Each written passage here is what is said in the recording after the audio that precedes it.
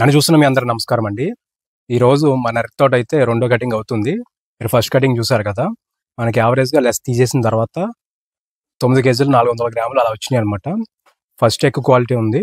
Second కూడా ఏంటంటే గెలలు బాగానే ఉన్నాయి, కాకపోతే కాయ అటు ఇటు తిరగడం వల్ల అది సెకండ్స్ లెక్కలు వేసారు. మనకి ఆ మొత్తం స్కిప్ చేయకుండా ఎండ్ వరకు అయితే చూడండి, చూపిస్తా. అసలు లాస్ట్ చెప్తా సెకండ్ కటింగ్ యావరేజ్గా ఎంత వచ్చిందో అనేది. చూడండి, గెల అయితే పైన కట్ చేస్తారు, పైన కట్ చేసుకోవాలి.